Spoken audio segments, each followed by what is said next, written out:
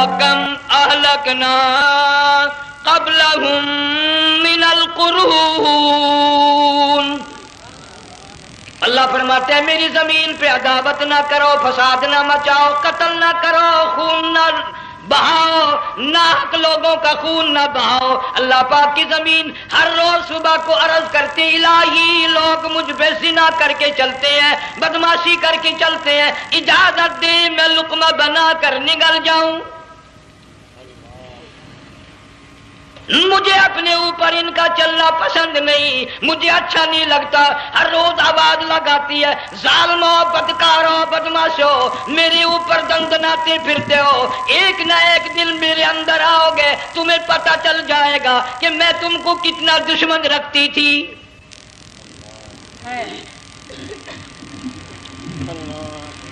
آج لوگ آزاد ہو گئے، جو کسی کی سمجھ میں آتا ہے وہی بکتا ہے، جو سمجھ میں آتا ہے وہی کرتا ہے. نہ کوئی راہ متعین رہی، نہ کوئی مسلک رہا، نہ کوئی بات رہی. جناب مدنی کریم صلی اللہ تعالی علیہ وسلم کا بڑا عظیم تر صحابی ہے، بہت بڑا جرنیل ہے، سیدنا معاذ بن جبل رضی اللہ تعالیٰ عنہ. مدینے پاک میں بیمار ہے، آخری وقت ہے. دعا کرو اللہ ہم سب کو مدینے کی موت عطا فرمائے. بہت جلیل القدر صحابی ہے. علماء کرام نے لکھا ہے کہ جب موت کا وقت بالکل قریب آیا، معاذ بن جبل رضی اللہ تعالی عنہ نے رونا شروع کر دیا، رونے لگ گئے. علماء نے لکھا ہے اس وقت بھی مدینے پاک میں اب تک بھی یہ رواج ہے، جب کسی پہ نزع طاری ہو، سکرات طاری ہو، موت قریب ہو، جتنے پاس بیٹھے کھڑے ہوتے ہیں سارے اللہ کے قرآن کی تلاوت کرتے ہیں. صحابہ کرام آخری وقت میں قرآن مجید کی ہر وقت تلاوت کیا کرتے تھے. اس لیے حضور کریم صلی اللہ علیہ وسلم نے فرمایا قیامت کا دن ہوگا، اللہ پاک اعلان فرمائیں گے قرآن والے آگے آ جائیں. عرض کیا جائے گا قرآن والوں سے کون مراد ہے؟ حق تعالیٰ جل شانہ فرمائیں گے میں قرآن والا اس کو کہتا ہوں جو میرے قرآن سے عشق رکھتا تھا، پیار کرتا تھا، محبت کرتا تھا. اتنا پیار تھا، آخری وقت تھا، ادھر موت کا جھٹکا لگا، ادھر میرا بندہ قرآن پڑھ رہا تھا. آج بھی اپنی قبر سے اٹھا، میرا قرآن پڑھتا ہوا اٹھا. تم میدان حشر کا چکر لگاؤ، آج بھی ان کے منہ سے کستوری کی خوشبو آ رہی ہے. معاذ بن جبل رضی اللہ تعالیٰ عنہ قرآن مجید کی تلاوت فرماتے فرماتے رونے لگ گئے. کسی صحابی نے کہہ دیا موت سے ڈر کے رو رہے ہو، موت سے ڈر گئے؟ فرمایا نہیں. پھر کیوں روئے؟ صحابی کہتا ہے میرے دل کی تمنا میرے دل میں رہی، میری آرزو پوری نہ ہو سکی، میری حسرت پوری نہ ہوئی، میرا ذوق پورا نہ ہوا، میرا شوق پورا نہ ہوا. میری تمنا تھی گرمی کا موسم ہو، رمضان کا مہینہ ہو، میں روزہ دار ہوں، جہاد فی سبیل اللہ ہو، کفر اسلام کا مقابلہ ہو، میں کئی کافروں کو قتل کر دیتا، پھر کافر بھی اکٹھے ہو کر مجھ پہ ٹوٹ پڑتے، میرا ناک کاٹ لیتے، میری زبان کاٹ لیتے. میں اللہ کی حضور میں جاتا، اللہ مجھ سے پوچھتا معاذ دنیا سے کیا لایا؟ میں عرض کرتا الہی بولوں کیسے، زبان بھی تیری نام پہ کٹا کے آیا ہوں. اور روزہ رکھ کر آیا ہوں، نیت یہ ہے کہ تیرے محبوب کے حوض کوثر کے پانی سے روزہ افطار کروں گا. ان اللہ والوں کی یہ موت تھی. مالک بن دینار رحمت اللہ علیہ ایک عجیب نوجوان کا واقعہ تحریر فرماتے ہیں. گرمی تھی، دوپہر تھی، سورج اپنی شباب پہ تھا، بڑی سخت گرمی تھی. میں نے ایک نوجوان کو دیکھا، وہ پیروں سے معذور ہے، دونوں پیر نہیں ہیں، ہاتھوں کے بل زمین پہ گھسٹ گھسٹ کے چل رہا ہے، اور گلے میں کرتا بھی نہیں، سامان کوئی نہیں، سواری کوئی نہیں، کھانے پینے کا انتظام کوئی نہیں. مالک بن دینار رحمت اللہ علیہ فرماتے ہیں میں نے اس نوجوان سے پوچھا کہ تو کہاں سے چلا اس حالت میں؟ کہنے لگا میں بلخ بخارے سے چلا ہوں. تجھے یوں ہی ہاتھوں کے بل گھسٹتے چلتے کتنا عرصہ گزر گیا؟ نوجوان کہنے لگا اللہ والے 7 برس ختم ہو کر 8واں لگ چکا ہے. اس حالت میں کہ جی ہاں اسی حالت میں. تیرا کھانا پینا. جوان کہنے لگا والذی ہوا یطعمنی ویسقین وَإِذَا مَرِضْتُ فَهُوَ يَشْفِينِ. اللہ ہی کھلاتا ہے, وہی پلاتا ہے, بیمار ہو جاتا ہوں وہی تندرستی عطا کرتا ہے. اور نوجوان دوپہر بڑی سخت ہے, گرمی بڑی سخت ہے, میرے یہاں دوپہر کو آرام کر لے, قیام کر لے, کچھ دیر ٹھہر جا, آج میرے یہاں قیام کر لے. نوجوان رونے لگا اور کہنے لگا مالک بن دینار, یہ 2-4 منٹ جو تیری ساتھ باتوں میں میرے خرچ ہو گئے, مجھے ان کا ہی بڑا دکھ ہے. میں اور اپنی اس معذوری میں ہاتھوں کے بل 2-4 گز گھسٹ کر اور اپنے رب کے قریب ہو جاتا. یہ جو تیری ساتھ بات کرنے میں تھوڑا سا وقت خرچ ہو گیا, مجھے اس کا ہی بڑا دکھ ہے. ارے تو تھک گیا ہوگا. جوان کہتا ہے تیرے دیوانے مگر چلنے سے رک سکتے نہیں, تیرے دیوانے مگر چلنے سے رک سکتے نہیں, پاؤں تھک جاتے ہیں دل ان کے کبھی تھکتے نہیں. میرے سامنے تھکنے کا نام نہ لو, میرے دل میں عشق کی آگ جلی ہوئی ہے, سوز و گداز کا سمندر طوفان برپا کر رہا ہے. میں نہیں تھکنا جانتا, میرے یہاں نیند کا سوال نہیں, آرام کا سوال نہیں, میں تو گھسٹ گھسٹ کر رب کے دربار میں حاضر ہوا چاہتا ہوں. پوچھا کہ جا کہاں رہے ہو؟ کہنے لگا بیت اللہ کی زیارت کے لیے چلا, روز رسول اللہ صلی اللہ علیہ وسلم کی زیارت کے لیے چلا.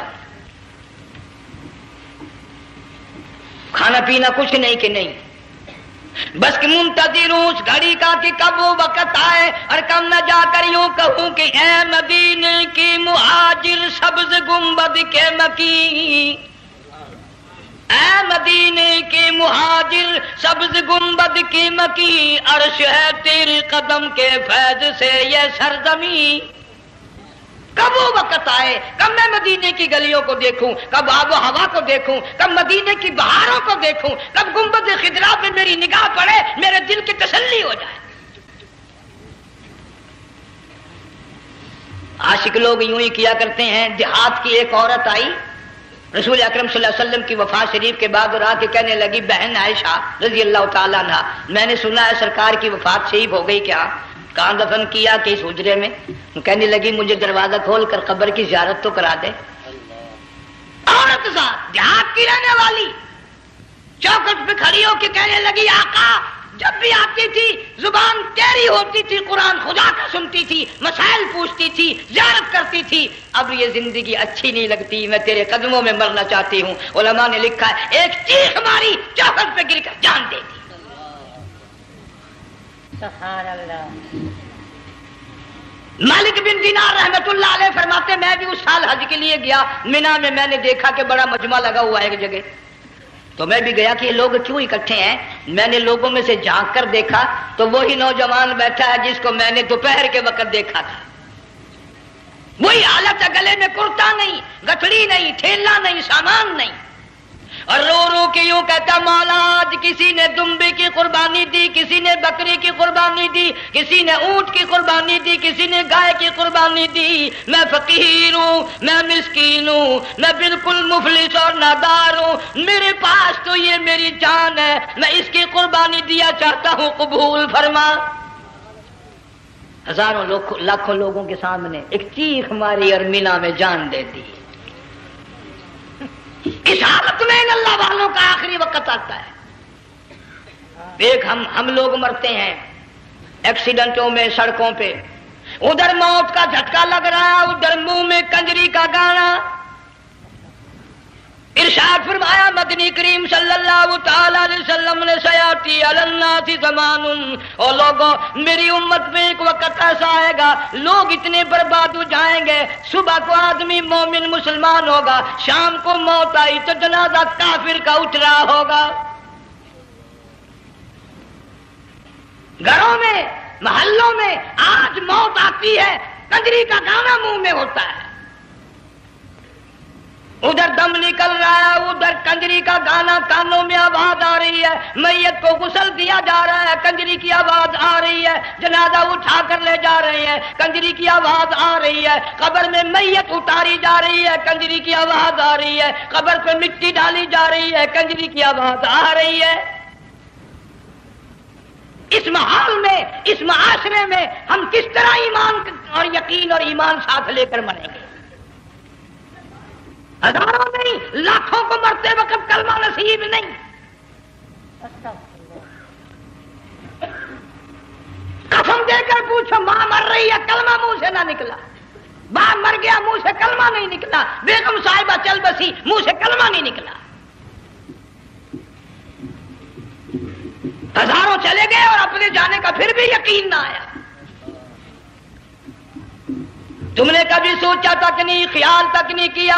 ارشاد فرمایا مدنی کریم صلی اللہ تعالی علیہ وسلم نے لوگوں ابو ہریرہ رضی اللہ تعالیٰ عنہ سے پوچھا تو کیوں رویا؟ عرض کرنے لگا میرے آقا اتنی کمزوری کبھی نہ دیکھی، اتنی ضعیفی کبھی نہ دیکھی، اتنی ناتوانی کبھی نہیں دیکھی، چہرہ انور بالکل کمزور ہو گیا۔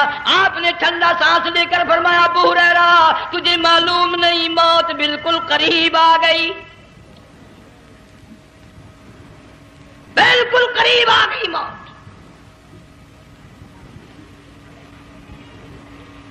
تیری ایک انگلی پکڑ کر اگر کوئی مروڑ دے کتنا دکھ ہوگا، درد ہوگا، ہائے ہائے ہائے۔ جنگ والوں کبھی تم نے سوچا نہیں 360 رگیں ٹوٹیں گی کیا حال بنے گا،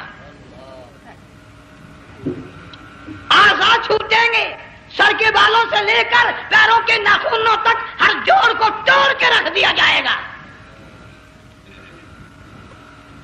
وزیروں، سفیروں، امیروں، حسینوں، جمیلوں، تمام کے جوڑوں کو اکھاڑ کے رکھ دیا جاتا ہے۔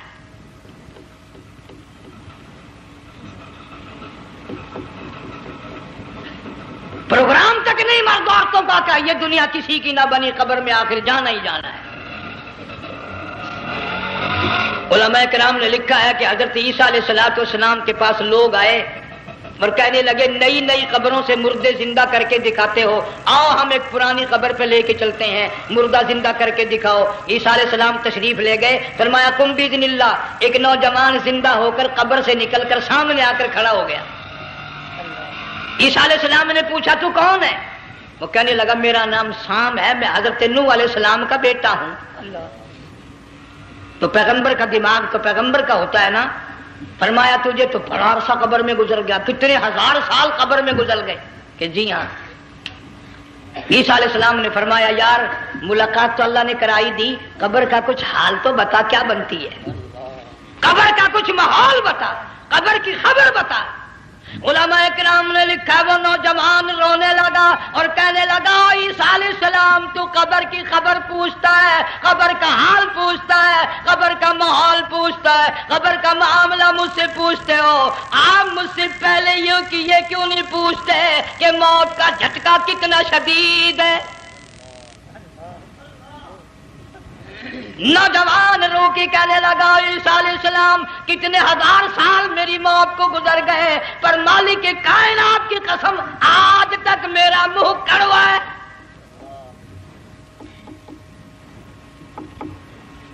اس لیے جنگ والوں لمبی چوڑی بات کہنے کا وقت نہیں، حالات نہیں، میں تو تمہیں اتنا سا پیغام دینے آیا، کھانے پینے کا زمانہ ہے، میں جانتا ہوں تم کیلے کھاتے ہو، تمہیں کیلے کا ذائقہ معلوم ہے، امرود کا ذائقہ تم کو معلوم ہے، انار کا ذائقہ تمہیں معلوم ہے، انگور کا ذائقہ معلوم ہے، انناس کا ذائقہ معلوم ہے، آم کا ذائقہ معلوم ہے، ہزاروں پھلوں کے ذائقے تمہیں معلوم ہے، ہزاروں مٹھائیوں کے ذائقے تمہیں معلوم ہے، ہزاروں بیکری کی چیزوں کے ذائقے تمہیں معلوم ہے، ہزاروں شربتوں کے ذائقے معلوم ہے، پر تم نے جنگ والوں کبھی بھی قبرستان میں جا کر قبر والوں سے یہ نہیں پوچھا او قبر والوں ذرا بتاؤ تو صحیح موت کا ذائقہ کیسا ہے؟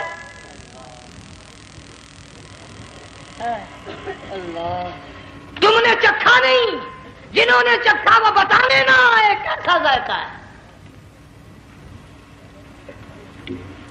اس لیے قرآن کہتا کلا اذا بلغت التراقی وقیل من راق، وظن انه الفراق والتفت الساق بالساق الى ربك يومئذ المساق. بادشاہ ہو، امیر ہو، وزیر ہو، فقیر ہو، غریب ہو، رگیں ٹوٹیں گی، موت آئے گی، اور جس کی آئی تمہیں معلوم نہیں کس طرح آئی، کس حال میں آئی. جن کے دلوں میں ان باتوں کا خیال آیا، خدا کی قسم صحابہ کرام میں سے اتنے رویا کرتے تھے آنکھیں ختم ہو گئی. جناب فاروق اعظم رضی اللہ تعالیٰ عنہ کو کسی نے دیکھا رو رہے ہیں، بے تحاشا رو رہے ہیں. پوچھ لیا بڑا بہادر پہلوان فاروق تجھے کیا ہوا، اتنا کیوں رویا؟ فرمانے لگے تمہیں معلوم نہیں قبر کا اندھیرا یاد آ گیا.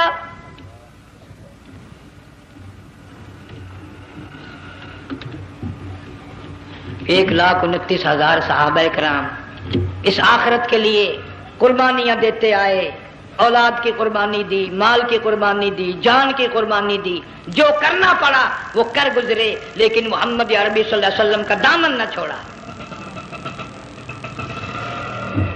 اسی لیے ہر سال اللہ پاک جل شانہ نے اس امت کو یہ موقع دیا کہ سنت خلیل پہ عمل کرتے کرتے قربانیوں کی یاد تازہ ہو جائے، قربانیوں کی یاد تازہ ہو جائے. قرآن کریم میں جا بجا ابراہیم علیہ السلام کا اللہ پاک نے ذکر خیر فرمایا، یوں فرمایا ہم نے ان کے بڑے امتحان کیے، بڑی آزمائش کی، وہ ساروں میں کامیاب ہوئے. تم ہر وقت اللہ سے یہ دعا کیا کرو اللہ ہمیں امتحان میں نہ ڈالے، آزمائش میں نہ ڈالے. ہم امتحان کے قابل نہیں. یہ ہمارے جو امتحان ہوتے ہیں ان میں نقل ماری جاتی ہے، تو اللہ امتحان لے گا تو نقل کیسے ماریں گے، کیسے کام چلے گا؟ جناب ابراہیم علیہ السلام کو اللہ پاک نے ہزاروں امتحان میں مبتلا کیا، ہزاروں آزمائشیں کی، فَأَتَمَّهُنْ سب میں کامیاب گیا، سب میں پاس نکلا. ایک آزمائش ایسی بھی آئی اللہ کی توحید کی وجہ سے، شرک کو مٹانے کی وجہ سے ابراہیم علیہ السلام کا سارا مصر فلسطین دشمن بن گیا. حضرت سارہ کو ساتھ لے کر چل دیے، ایک بیوی ساتھ ہے، اکیلا دم میں. یہاں تو لوگ محلوں میں شہروں میں کہتے ہیں جی میں اکیلا ہی ہوں، میں کیا کروں. اگر خلیل کہتا کہ میں اکیلا ہوں تو آج قرآن میں اس کا ذکر خیر کیسے ہوتا؟ پرواہ نہ کی. وہ کہتا میرے لیے میرا اللہ کافی ہے. کون کہتا ہے میں اکیلا ہوں، میری ساتھ تو اللہ ہے. مصر سے گزرنے لگے، بادشاہ کے ملازموں نے بادشاہ کو جا کے بتایا بڑی خوبصورت عورت گزر رہی ہے تیرے حلقے سے، بہت بڑی خوبصورت عورت ہے. کہ ملازم پکڑ کے لے کے چلے تو عورت ذات حضرت سارہ رونے لگ گئی. خلیل میرا کیا بنے گا؟ پیغمبر کو اللہ کی ذات پر بڑا یقین ہوتا ہے، فرمایا پرواہ نہ کر، میری آبرو میرے مولا کی آبرو ہے، چاہے جہاں چلی جا میری عزت کی حفاظت میرا اللہ کرے گا. فرمایا فاللہ خیر حافظا وہو ارحم الراحمین.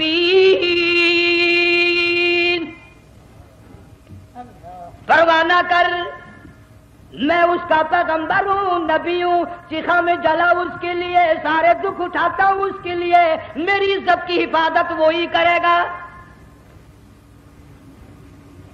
محل میں جا کر حضرت سارہ کو بند کر دیا. بادشاہ نے بلوایا ہے عزت لوٹنے کے لیے، بادشاہ نے پکڑوا کر منگوایا ہے آبرو برباد کرنے کے لیے.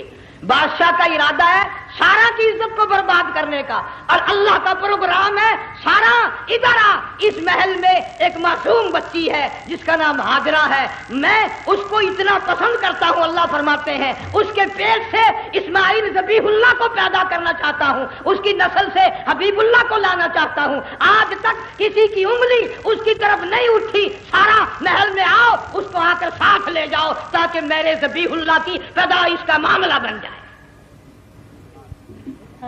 بادشاہ کا ارادہ ہے آبرو برباد کرنے کا، اللہ کا ارادہ ہاجرہ کی آبرو بچانے کا. فرمایا وَيَمْكُرُونَ وَيَمْكُرُ اللَّهُ وَاللَّهُ خَيْرُ الْمَاكِرِينَ. اس نے بھی تدبیر بنائی، میں خدا نے بھی تدبیر بنائی۔ بادشاہ آیا حضرت سارہ کے قریب برائی کا ارادہ کر کے۔ مفسرین نے لکھا ہے حضرت سارہ نے فرمایا مجھے 2 رکعت نماز پڑھنے دے۔ یہاں سے پتہ چلا کوئی پاک دامن عورت، کوئی نیک بیٹی اگر گنڈوں میں بدماشوں میں پھنس جائے، عزت بچانے کا طریقہ یہ ہے وضو کر کے اللہ کے سامنے نیت تو باندھ، تیری عزت کے لیے وہ فرشتے بھیجے گا۔ علماء کرام نے لکھا ہے کہ ایک جہاز سمندر میں چل رہا ہے، طوفان آیا، جہاز تختہ تختہ ہو گیا، کچھ لوگ غرق ہو گئے، ڈوب گئے، کچھ تختوں پہ بہ کر کے چلنے لگے۔ ایک عورت گود میں بچہ ہے، ایک حبشی نوجوان دوسرے تختے پہ بیٹھا ہوا جاتا ہے۔ اس نے عورت اکیلی دیکھ کر اپنا تختہ چھوڑ دیا اور بدماشی کے ارادے سے عورت کے تختے پہ آ بیٹھا۔ تم جنگ والے سوچ رہے ہوگے کہ ڈوبتے وقت بھی باز نہ آئے، یہ سیلاب آتے ہیں لوگ بدماشیوں سے باز آئے؟ ڈوب گئے مگر باز نہ آئے، بغیرتی لوگ کرتے ہی رہے۔ علماء کرام نے لکھا حبشی نوجوان نے عورت کا بچہ چھینا سمندر میں پھینک دیا۔ عورت روئی اور کہنے لگی میرے اللہ، بیٹھی رہتی ہوں عزت جاتی ہے، حرکت کرتی ہوں ڈوب جاؤں گی۔ میں نے سنا ہے سمندر کی گہرائیوں سے تو نے یونس علیہ السلام کی سنی تھی، میں تو پانی کے اوپر بہ رہی ہوں، مولا میری آبرو بچا، میرا ایمان بچا، میری عزت بچا، تیرے سوا میری سننے والا کوئی نہیں، لا الہ الا انت سبحانک انی کنت من الظالمین۔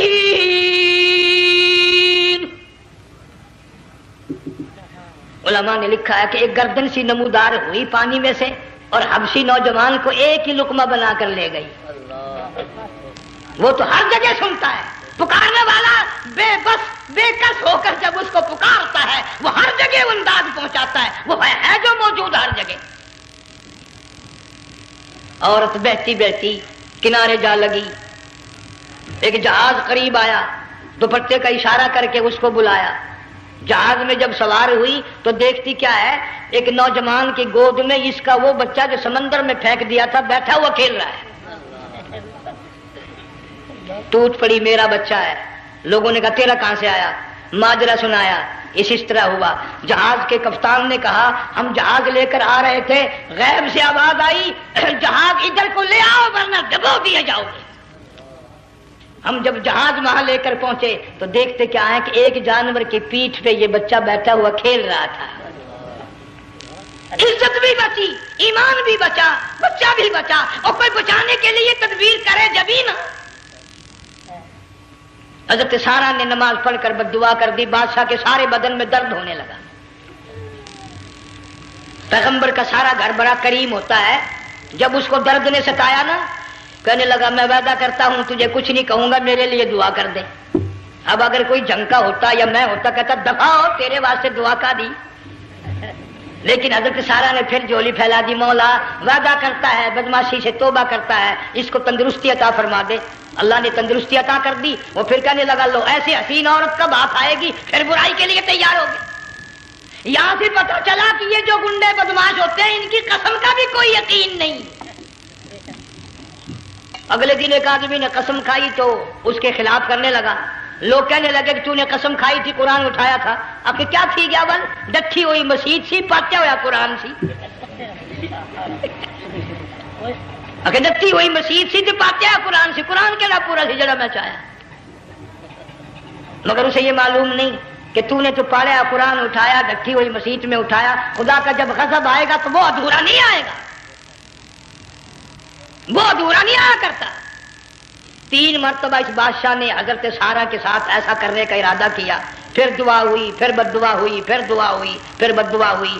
آخر کار کہنے لگا اپنے ملازموں کو کہ وہ بدماش ہو، عورت کے روپ میں کسی بلا کو پکڑ کے لائے ہو، کسی جن بھوت کو لے آئے ہو، اور کہنے لگا تو چلی میرے محل سے جلدی چلی جا، اور جاتی جاتی وہ کہا کہ یہ تیری خدمت کیا کرے گی، یہ بچی میرے محل میں ہے، اس کو ساتھ لے جا۔ حضرت سارہ کو، ہاجرہ کو ساتھ کر دیا۔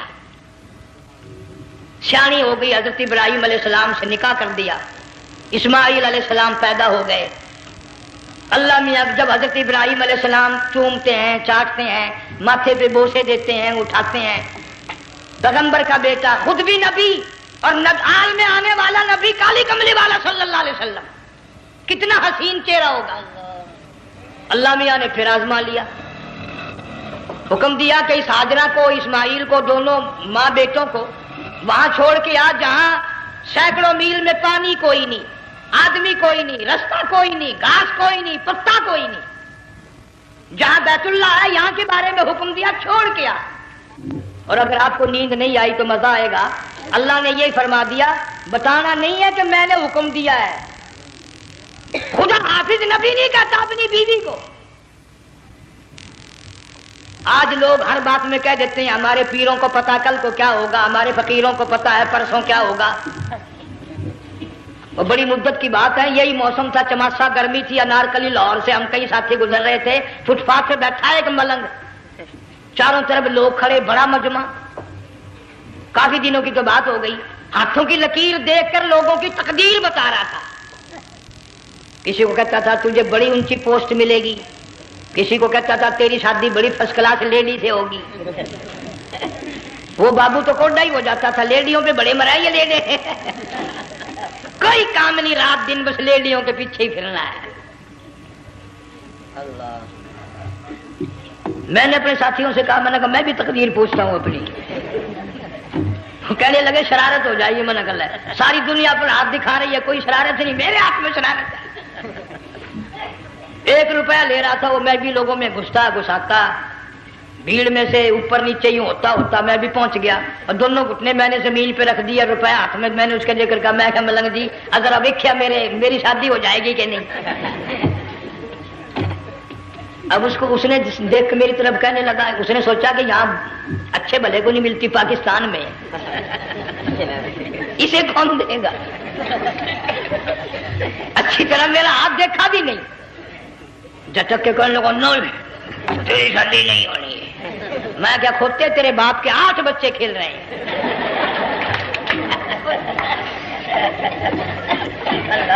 یوں ہی عقیدے بگڑ جاتے ہیں لوگ، ہمارے پیر کو پتا، فقیر کو پتا، کسی کو پتا نہیں ہے، کوئی نہیں جانتا۔ فرمایا وما تدری نفس ماذا تکسب غدا، کوئی نہیں جانتا کل کیا ہو جائے گا۔ وما تدری نفس بأی ارض تموت، کوئی نہیں جانتا زمین کے کس ٹکڑے پہ موت آئے گی۔ ان اللہ علیم خبیر، ایک اللہ کی ذات جانتی ہے۔ حضرت ہاجرہ اسماعیل علیہ السلام کو چھوڑ کر چل دیے، نہ خدا حافظ کہا، نہ کوئی تسلی دی، تھوڑی سی کھجوریں، تھوڑا سا پانی، ختم ہو گیا۔ ابراہیم علیہ السلام جب دور نکل گئے تو حضرت ہاجرہ نے دیکھا یہ تو چلے گئے، کھڑی ہو کر آواز دی، اے میرے ابراہیم۔ مڑ کر نہیں دیکھتے، جنگ والوں، اللہ کا پیغمبر اللہ کی اجازت کے بغیر اپنی بیوی کی طرف نہیں دیکھتا، گھر والی کی طرف نظر اٹھا کر نہیں دیکھتا۔ ایک تم ہو، چٹی داڑھی، بڑھیپا، کالے برقعے والی نظر آ جائے نا، آگے بھاگ کر بڑے نہیں آتے ہیں، کہاں جانا چاہتی ہیں آپ؟ تیری ماں لگتی ہے آپ چلی جائے، تو یہ کیا ہوا؟ یہ کالے برقعے پہ مرتے مرتے مرتے مرتے مری گئے۔ ایسا عجیب تماشا۔ وہ لاہور پلیٹ فارم پر پھر رہی تھی نا ایک لیڈی برقع اوڑے، آ گیا ایک لیڈا، کہنے لگا سیون اپ لاؤں، نے کہا لے آئے، انہوں نے کہا واہ واہ کام بن گیا، اور سیون اپ لے آیا۔ تھوڑی دیر کے بعد کہنے لگا میرے خیال میں پھینٹا بھی ہو جائے، انہوں نے کہا لے آئے، انہوں نے کہا سبحان اللہ پکا کام ہو گیا۔ وہ سیون اپ بھی پی لی، پھینٹا بھی ڈکار گئی۔ تھوڑی سی دیر کے بعد کہنے لگا سیب لے آؤں، وہ لے ہی آیا سیب، کیا آپ کے لیے میں سیب لایا ہوں آپ کھائیں؟ کہنے لگی نہیں آپ کھائیں۔ اس نے سوچا ہو میری بھی محبت ہو گئی ہے، سیب کھانے کے لیے مجھے بھی کہہ رہی ہے۔ جب اس نے اصرار کیا نا کہ میں تو تیرے لیے لایا ہوں، کھا تو صحیح، کہنے لگی کیسے کھاؤں، میرے منہ میں دانت ہی نہیں ہے۔ اب پتا چلا اسے کہ صبح سے میں تو پرانے پپی کے پیچھے پھر رہا تھا۔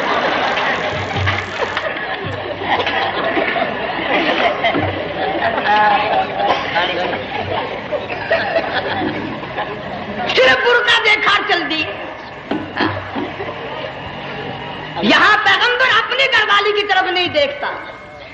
حضرت حاجرہ نے اسماعیل علیہ السلام کو سینے سے لگایا، عرب کی قداور مائی، طاقتور مائی، دوڑ لگا کر حضرت خلیل کا راستہ آ کے روک لیا اور کہنے لگی میں جوان عورت، یہ پیارا نور نظر، یہ لخت جگر، شکل تو دیکھو، صورت تو دیکھو، ہمیں یہاں چھوڑ کے جا رہے ہو؟ اللہ کا پیغمبر بولتا نہیں۔ پتہ چلا پیغمبر اللہ کی اجازت کے بغیر سانس نہیں لیتا، آنکھ کا اشارہ نہیں کرتا۔ حضرت حاجرہ رونے لگ گئی، میرے خلیل، میری ابراہیم، میرا قصور بتاؤ، میرا جرم بتاؤ، میری خطا بتاؤ، میرا گناہ بتاؤ، معافی چاہوں گی، معذرت کروں گی، اس بچے کا کیا گناہ ہے اس میدان میں چھوڑ کے چلے ہو؟ بولتے نہیں ہیں، اللہ کی طرف سے بولنے کی اجازت نہیں ہے۔ حضرت حاجرہ نے خود ہی قیاس لگایا، سوچتی ہیں پیغمبر تو کسی پہ ظلم نہیں کرتا۔ وہ کہنے لگی خلیل، کہیں اس رب کا حکم تو نہیں، کہیں اس اللہ کا یوں حکم تو نہیں؟ جنگ کے لوگوں اگر خلیل ہاں کہہ دیتا تو کیا حرج تھا؟ ہاں نہیں کہتا، اجازت نہیں، تاکہ حاجرہ کے یقین ایمان کا امتحان مکمل ہو۔ مفسرین نے لکھا ہے کہ حضرت ابراہیم علیہ السلام نے سر کا یوں اشارہ کیا، بس ذرا سا ہاں، پھر عورت کا ایمان دیکھ، یقین دیکھ، یہی نہ بیٹھی، دوڑ کے وہاں گئی ہے جہاں پہلے بٹھا کر آئے تھے اور کہنے لگی ابراہیم جاؤ، میں جانوں میرا رب جانے، پرواہ نہیں۔ راتیں آتی ہیں چلی جاتی ہیں، دن آتے ہیں گزر جاتے ہیں، تھوڑی سی کھجوریں تھی وہ ختم ہو گئی، پانی ختم ہو گیا، بھوک اور پیاس نے بے چین کر دیا۔ اسماعیل علیہ السلام کی اتنی لمبی زبان باہر نکلا، دو پتھر کھڑے کر کے اوپر ایک پتھر رکھ کر چھاؤں بنائی، اس کے نیچے لٹا دیا اور پھر چکر لگایا، کبھی صفا پہاڑی پہ چڑھتی ہے، کبھی مروہ پہاڑی پہ چڑھتی ہے، کبھی اترتی ہے اور ڈھلوان میں سے بھاگ کر چلتی ہے جب اپنا بچہ نظر نہیں آتا۔ سارے کہہ دو اللہ بڑا بے نیاز ہے، اللہ بڑا، زور سے کہو اللہ بڑا۔ کسی کے 500 سال کے سجدے رد، کسی کی ہزاروں سخاوت صدقات رد، کسی کی چال منظور، کسی کی رفتار منظور، کسی کی ٹور منظور۔ اور یوں فرمایا حاجرہ میری رحمت کی تلاش میں آج جو تو نے دوڑ لگائی ہے، یہ تیری چال ڈھال رفتار ٹور ہمیں اتنی پسند آ گئی، اتنی پسند آ گئی کہ آج کے بعد خلیل اللہ کیوں نہ ہو، ذبیح اللہ کیوں نہ ہو، کلیم اللہ کیوں نہ ہو، روح اللہ کیوں نہ ہو، حبیب اللہ کیوں نہ ہو، صحابہ کرام کیوں نہ ہو، قطب ابدال غوث کیوں نہ ہو، میری حاجرہ مجھے اپنی کبریائی کی قسم جب تک وہ تیری چال چل کے نہ دکھائے گی حاجی کا لانے کا حقدار نہیں ہو سکتا، تیری رفتار اسے چلنی پڑے گی۔ فرمایا ان الصفا والمروہ من شعائر اللہ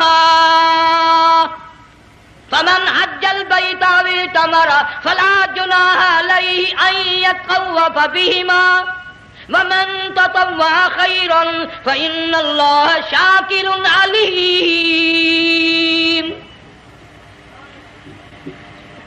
7ویں چکر میں آواز سی آئی، اب رو پڑی حضرت حاجرہ، کہنے لگی میرا بچہ اگر چل بسا میں پھر کیا کروں گی؟ سن لی میں نے آواز۔ آپ کی کیا دیکھتی ہے؟ اسماعیل علیہ السلام کی نرم و نازک ایڑیاں جس زمین پہ رگڑی گئی تھی وہاں سے چشمہ جاری کر دیا۔ حضرت حاجرہ نے پی لیا، بھوک بھی ختم ہو گئی، پیاس بھی ختم ہو گئی، بچے کو بھی پلایا۔ اللہ تعالیٰ نے خانہ کعبہ کی بنیاد ڈال دی، ایسے گھر کی بنیاد ڈالی۔ حضور صلی اللہ علیہ وسلم فرماتے ہیں 500 سال کی عبادت ایک طرف اور بیت اللہ پہ ایک نگاہ یوں ڈالنا ایک طرف، 500 سال کی عبادت کا وہ ثواب نہیں جو ایک نظر خانہ کعبہ پہ ڈالنے کا ثواب ہے۔ اور اللہ پاک یوں فرماتے ہیں کہ جو آنے والا حجر اسود کو بوسہ دیتا ہے اللہ پاک یوں فرماتے ہیں میں سمجھتا ہوں میرا سجا ہاتھ پکڑ کر میرے بندے نے چوم لیا. جو غلاف کعبہ کو پکڑ کر مانگتا ہے اللہ فرماتے ہیں میں یہ سمجھتا ہوں میرا دامن پکڑ کے مانگ لیا. جو مقام ملتزم پہ لپٹ کے مانگتا ہے اللہ فرماتے ہیں میں سمجھتا ہوں میری چوکھٹ پہ پڑھ کے مانگ لیا. اور فرمایا لوگوں یہ جو آنے والے آئے ہیں یہ رشتہ داروں کے مہمان نہیں، عزیزوں کے مہمان نہیں، دوستوں کے مہمان نہیں، میں خدا میزبان ہوں، یہ میرے مہمان ہیں. آج ان کی دعاؤں پہ آمین کہو. فرشتوں کو حکم ہوتا ہے ان سے مصافحہ کرو. مگر اللہ تعالیٰ سب کو توفیق دے کہ حج مکمل کر کے آئیں اور سب کا حج قبول فرمائے. میرے علاقے میں کئی سالوں کی بات ہے پرانی، جب کوئی حاجی تھا، ایک آدمی حج کر کے آیا. میں دوپہر کو اس کو ملنے گیا تو زور کی نماز کا وقت آیا، میں اٹھ کے چلا گیا نماز پڑھنے. پھر عصر کی نماز کا وقت آیا، میں اٹھا اور نماز پڑھ کے آ گیا. میں نے اس حاجی کے لڑکے سے پوچھا، میں نے کہا حاجی صاحب نے نماز یہیں پڑھی؟ تو کہنے لگا جی ابھی شروع